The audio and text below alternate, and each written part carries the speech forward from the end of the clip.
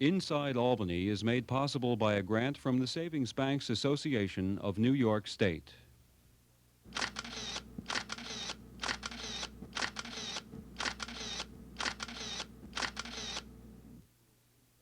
This is Inside Albany for the week ending December 27th with Dave Hepp and Peg Breen. Good evening and happy holiday. We're here at the Executive Mansion for our 6th annual year-end interview with Governor Carey. This year we have something extra.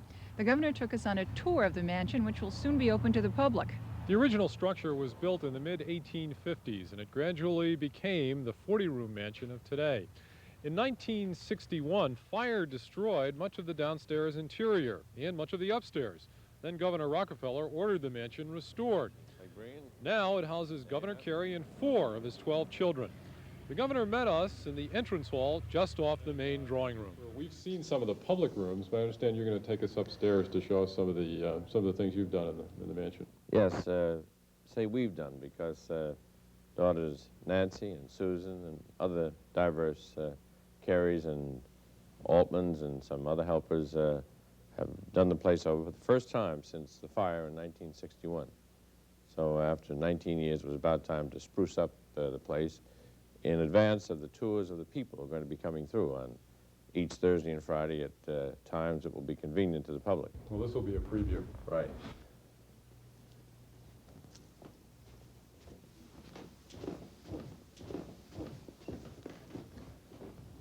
I think it's appropriate we have this painting at the head of the stairs. This is an ancestor, grandfather of Mayor Erastus Corning, whom I consider to be the finest mayor in the history of our state. And it's donated to the Albany Institute, who were kind enough to loan it to us. And then if you look here, these 2 chairs are ancient. They're lacquer chairs from the Orient, and we found them in old pictures of the mansion going back more than 100 years, and they were untouched by the fire of '61, and we brought them down from the attic and kind of polished them up, and they're here for people to see as they come through, and they can relate it to the history of the mansion, as much of the other furniture which we found in the attic will be shown. Over here we have the beginning of some of the great New York tradition of horsemanship and raising of great animals. And this horse was standing in Binghamton at the Kilmer family farm, the patent medicine family. And this is a foundation animal, Sunbow, who went on through history to become the great horse that eventually was related to the Meadow stud, which is the stable that gave us Secretariat. So this is New York and the state of horses. You have some more sports up here.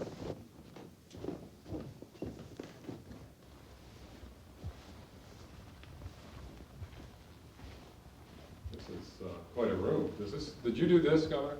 Yes, this was a room where heretofore they had exhibited paintings, and that's why the lighting is so special.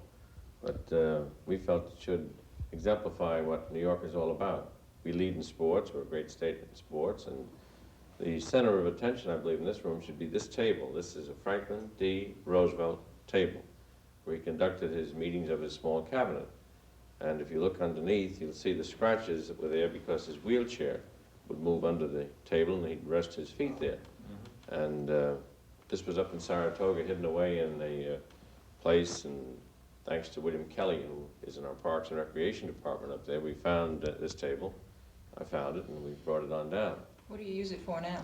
We gather the leadership of the legislature around this table, and we like to sort of chat with them and get them to relax, as they did in the special session.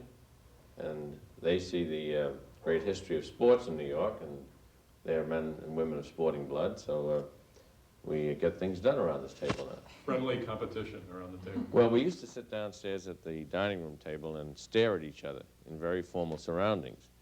And I find that when we're here now, with the aid of some refreshments, we get along much better. The room is meant to show that New York leads in sports, in horse racing. We are the racing state. And over there you'll see a picture of a scarf that was given out in 1963 at Saratoga And on that, if you look very carefully, you'll see that 1887, a horse won the oldest horse race in America, the Great Travers, and the horse's name was Carey. So thoroughbred, I guess. He was a horse. Thinking of other races for carries, is that? Well, the four-legged carries do pretty well. What about the trophy over the mantle here, Governor? Now, that's the Pumpkin Bowl trophy. We challenge all media people to play the executive chamber football team in touch football, and they win the Pumpkin Bowl if they defeat us. They win the pumpkin, and we keep the bowl. That's how things work out. Could you describe some of the photographs around the room? Well, each of the photos is a great moment in sports. They're O.J. Simpson, the great juice of Buffalo Bills fame when he set the record gaining 1,000 yards and more. And then Reggie Jackson, the great Yank, when he hit his 3 home runs in the World Series. Then the greatest moment in the history of the Olympics when the United States hockey team defeated the Soviet Union.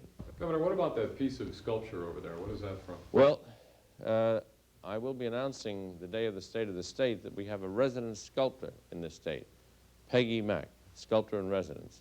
And that's one of her pieces, which she has put in the mansion on loan.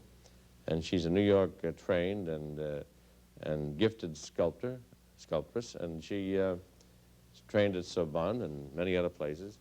And that's called Point of View. And if you look at it very closely, you can guess who the characters are. You and the leaders? Well, it can be me and the leaders. People say it's Mayor Ed Koch and his budget director, or Felix Rohatyn. Some say it's Eugene Black of the World Bank talking to us during the crisis. Some say it's President Jimmy Carter listening perhaps to Paul Volcker of the Fed. And that's the intent of the sculptress. You can see different people and different versions as you look at it, and it's called Point of View. Now, off these rooms, you'll see the rooms that have been redecorated, some of it by taking furniture and recovering it. And then there is the Princess Room. And the Princess Room is named for Princess Beatrix of the Netherlands, who is now Queen of the Netherlands. And I'm told that she came here when she was in her teens at the invitation of Governor Rockefeller. And I've invited her back, and I said to the Consul General, could she come back this year? He said, why don't you have her come back in 1982? I hope she does. That was Governor Carey dropping yet another broad hint that he would like to serve a 3rd term as governor. Did his ambition reach beyond that?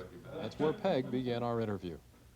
Governor, we're still waiting the inauguration of our new president, yet with this burst of activity that you've been engaging in recent weeks, some people think they see another presidential campaign starting already. Would you care to comment? Hardly. I would say the activity is because I want to do something different this year.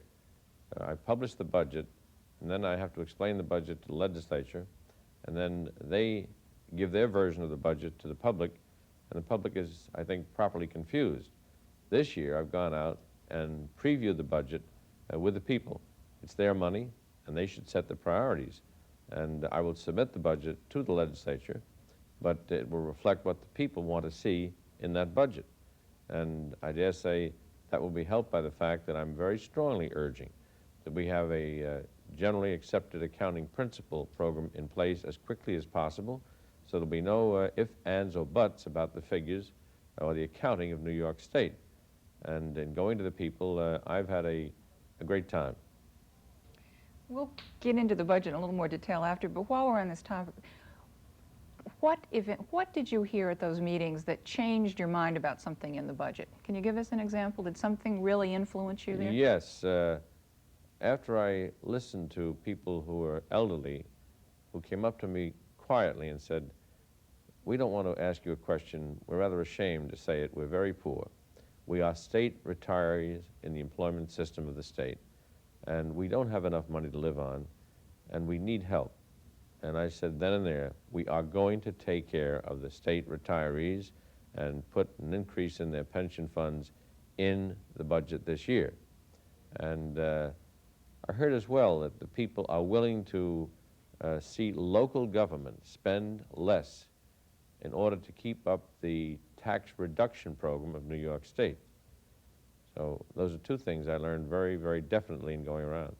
Governor, can you afford, or can the state afford the the pension increase, the possibility of a welfare increase, the possibility of maybe some new tax cuts next year? Over the period of time that we cast this budget, and we do program our budgets now for 2 years, and even though we have a budget gap, I have already ordered constraints to be put in place to bring the size of the budget down from $15.1 billion to $15 billion with $100 million of cuts.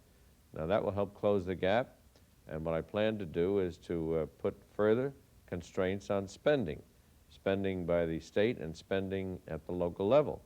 And when those savings are in place, then we can identify our tax targets for tax reduction in years to come. Will we be getting a tax cut in the coming year? Other than what is already on the books? Well, yes, because you realize that we will be completing the final phase of the $2.3 billion tax reduction program, and as we end that phase, we'll begin the next phase of tax reduction. So you will see tax reduction plans in the budget. Since we were talking about politics, we thought it might be interesting, since most of the reporters in the Albany press corps almost assume that you're going to run for a third term. I mean, you made some long-range plans about this mansion. Could you give us a rundown or maybe a one-sentence description of your possible opponents? Jack Kemp. A fine quarterback of the Buffalo Bills and a good legislator. Warren Anderson. Warren Anderson, a nonpartisan when you're in crisis, when you have to save the city or help the state, and a fine gentleman from Binghamton. Ned Reagan. Ned Reagan is learning his job as controller and doing well. Sal Wachtler. A good judge who I hope will have a long career on the bench at the state level or maybe at the federal level. And I guess Jim Emery has some ambition too. Jim Emery always talks about 10-year spans and mentions how many jobs were lost, but neglects to say that those jobs were lost under the Republicans. While we're saying other men, could you sum up the Carter presidency? Why didn't you mention any women as possible contenders? I was going to leave that to Peg. Oh. Could you sum up the Carter presidency now that we're right at the end of his term? He tried hard, and he never got his hands on the reins of government in such a way that he broadened the scope of his staff, of his cabinet, and really made the presidency frankly, the inclusive kind of office that it must be. Many people now, of course, are concerned about recharging the Democratic Party and regaining the White House, and some people think that's going to be a very difficult job.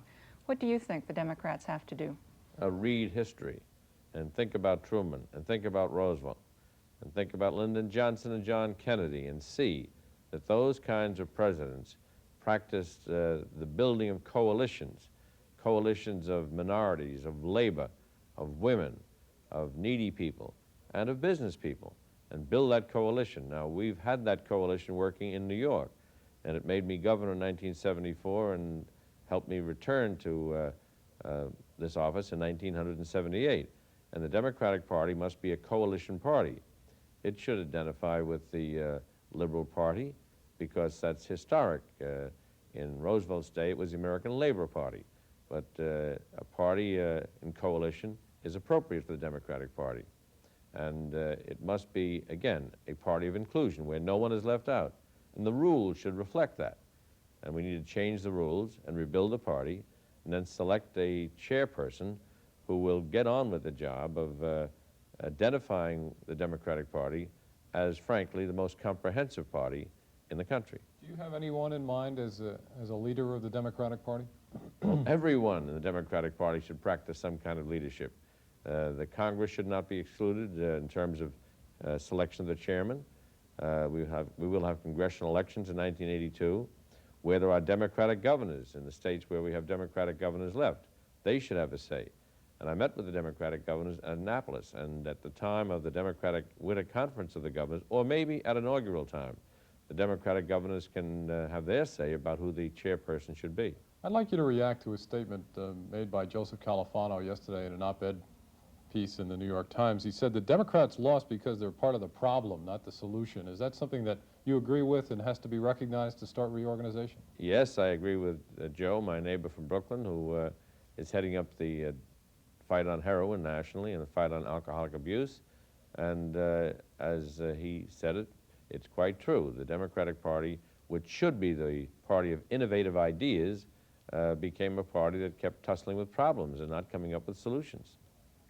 Vice President Mondale also, in a going-out interview, said that he was concerned about rejuvenating the party, but he wondered if that might be fratricidal, if new leaders might be on collision courses with each other. Do you see any problems there?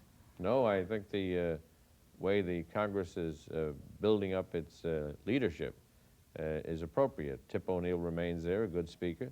Jim Wright of Texas, Majority Leader. Foley of Washington, Whip.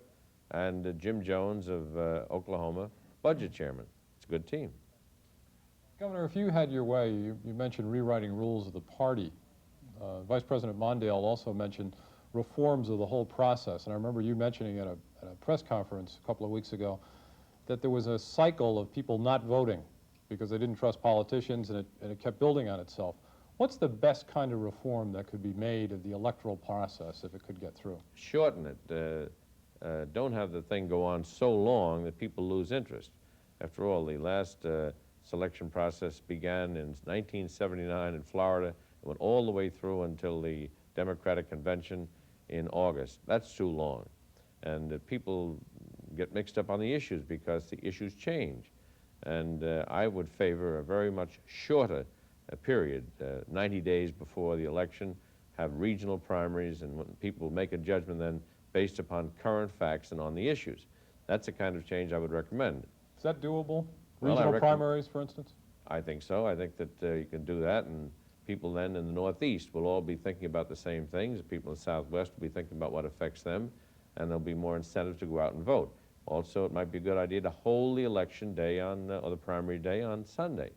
They do that in Germany, and they get a much higher turnout. What has your contact been so far with President-elect Reagan, and what do you hope happens in terms of New York with him? Are you concerned? Well, I'm concerned, as we all must be, about the presidency as he undertakes it. He faces a huge budget deficit. He faces unacceptable inflation and very, very serious unemployment, and a loss of dependency and reliance upon America in foreign policy. So for our sake, all of us, I want to see the reconstitution, if you will, the reinstatement of the bipartisan foreign policy on a two-way street basis, where he relates to both parties in the Congress in making foreign policy decisions. In that regard, Governor, if I can interrupt, did he make an incorrect choice on naming Alexander Haig because of the fight that seems to be upcoming in Congress over the Haig nomination? Not in my book. Al Haig is a fine general, heroic soldier, and did a good job at NATO. And of course, he was the chief executive officer, the president of the company that helped us build the Carrier Dome in Syracuse. So I'd say that he will be confirmed with probably not more than 15 votes against him. Haig was asking about links, your own links to the Reagan administration. Mayor Koch is said to have some good links. What is your own connection? Well, the best way to break a good connection is to talk about it. I just feel that when I see New Yorkers there, like Sam Pierce, a fine judge, good New Yorker, and Mr. Reagan of Merrill Lynch, and Mr. Casey of Long Island, CIA, I find those to be good appointments, and Jane Kirkpatrick from Georgetown, I would think very well of, because my children go there and they think she's a pretty good teacher. Then we have some neighbors like Mr. Donovan of New Jersey, so the Northeast is doing rather well in terms of getting people into the cabinet. And you were mentioning earlier before, Governor, though, a conversation you had with President-elect Reagan that made you feel good. Could you tell us about that? Well, he was kind enough to call me at Cheektowaga in Erie County because I had to be there for the funeral of State Trooper Robert Van Hall, and I could not be in New York City to extend him the courtesies that a visiting governor or a visiting president-elect is entitled to have. So I let his people know that, and he called me and said to me after we exchanged pleasantries that he was going to give the states under the federal system, as he saw it, the power and authority and responsibility to conduct all of the affairs that they could conduct that had been taken up to the federal level. And he said, I'm going to give you the revenue as well to deal with those functions. I'm paraphrasing what he said now. But that's welcome to me because, as an example, in the medical system, in the health system, we're forced to comply with Hill-Burton regulations that are quite ancient, even though we don't get any Hill-Burton money anymore. So if we can get rid of those useless regulations, we can save some money for ourselves and the federal government and still build a better health system. He's saying that the revenue that the federal government is collecting should be returned in some fashion to taxpayers. I would favor, for instance, a tax reduction program that lets people save some of the money that they're putting into savings accounts so they can accumulate some money against a rainy day, or have some dividend money that they invest in corporations, restored and retained. So there too, there's an element of thrift, an encouragement to thrift. We are doing that in New York, by the way. And I'd like to see some of the tax innovative changes that we've made in New York in the federal system. Now, that will help to restore jobs and increase the capital formation and help us revitalize the Northeast in New York. Can you give us a little preview of your State of the State message and what the theme this year might be for New Yorkers? Well, I must talk about austerity again in the face of uncertainty, because we don't know what the federal budget will look like. Neither does Ronald Reagan, because he hasn't seen it yet. And he has to go through transition, and the Congress has to become a new Congress and build its committees and staff and all of that. So we will have to adopt our budget by April before we even know what the federal actions are going to be. Now, some of the actions that I can foresee will be that in his first 10 days, or certainly in his first 100 days, he can use what President Kennedy called the awful powers of the presidency to do some things without waiting for the Congress. And I hope he will do some of those things. And when he does that, he'll be able to deal, for instance, with what I consider to be a very vexing problem: high prices for gasoline and lack of availability because of the Iran-Iraq considerations and some other things in the Middle East. So I don't want him to fail in any of those things, because if he fails, we feel it. Governor, you mentioned austerity, and you've mentioned austerity since the days of wine and roses were over. And every year at this time, Senator Anderson puts out a tax cut plan, and he's done it again this year. He says inflation has brought a bumper crop of new revenues to the state, and he has, I think, $1.3 billion in additional, an inflation dividend to state tax, the Treasury. You're talking about austerity. You're at odds with him again this year. No, I'm talking about austerity with hope. And the hope will be that when we practice the austerity and contain the cost of government, then we're putting money aside in a stabilization fund that will provide the revenue reduction system that you will also see in the budget this year. So austerity with expectation of a better income retention plan for the state. Now, I love to hear Senator Warren Anderson or any other Republican talk about tax reduction, because it means they've learned their lesson. All they did up until I became governor was increase taxes and make us the highest taxed local and state government anywhere in the country. And now that they've cooperated with me, we reduced taxes by $2.3 billion since I've been governor. And I therefore love to hear them bring up the whole tax question, but I also must say to them, you'd better join up with me as well in putting a cap on state spending so we can have tax reduction. And you better vigorously support the movement to GAP so there'll be no doubt about who's right, about how much money we have in the state and what it should be spent for and what it should be saved for. Speaking of austerity again, too, we were looking over previous interviews that we've done with you at the end of the year, and we discovered that 2 years ago when we were here again in the mansion, you were under fire for, at that point, a new helicopter, the possibility of a new swimming pool here at the mansion. Covering the tennis courts. This year we've had the Shelter Island controversy and a depiction of you in some parts of the media as the imperial governor. Do you think you've gotten a bum rap? Well, I want you to bring your cameras and go around with me and visit the developmental disability centers, the retarded children's homes, and the homes for the elderly. And I want you to come with me to Attica or whichever other correctional institution I come to. But I want you to be with me at those times. And I have a lot of humility. And as you know, on Christmas Eve, I went to Brooklyn, to my old hometown, to bring back a neighborhood that was in despair. So why don't you show that fella too? So as far as the swimming pool, we didn't get it. We dropped that, okay? And as far as the Shelter Island house is concerned, regrettably, I went there, Shelter Island, for peace and security for my children. And that's my great concern as a father. And if I can't have peace and security in Shelter Island, you won't see very much of Governor Carey on Shelter Island. And I'm not complaining because many people in the state are worse off than I am, but in the compensation for the governor, remember, there are those in the state, the head of the City Hospitals Corporation receives $92,000 for managing 17 public hospitals. And we have 17 million people in this state. And I have 2 jobs. I'm governor and chairman of the control board of New York City. And I try to live reasonably well with my children. And frankly, what we happen to like best is spaghetti and meatballs. Governor, since we're talking about families and we're here in a holiday setting, tell us what the holidays mean to the Carey family. Coming together. We'll all get together and go over our memories and reminisce, but basically we'll rejoice and look forward to the coming year and say a Happy New Year to everyone in our country and around the world.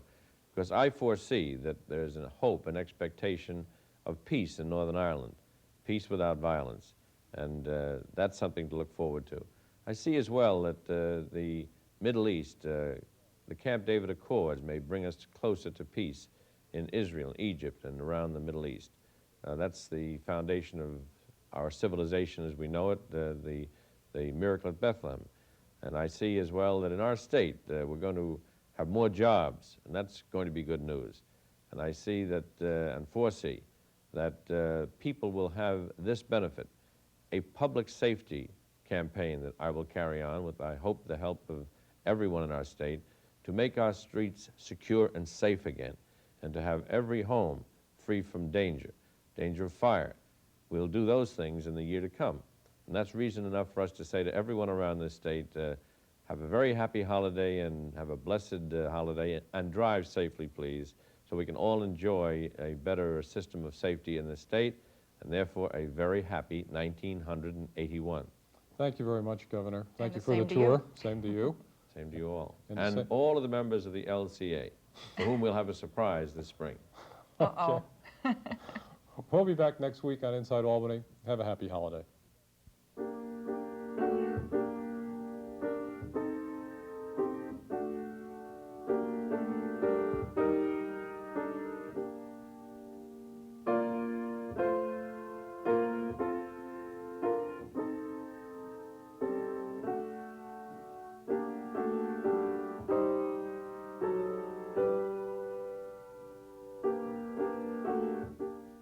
Inside Albany is produced by WMHT Schenectady, which is solely responsible for its content, and is made possible by a grant from the Savings Banks Association of New York State.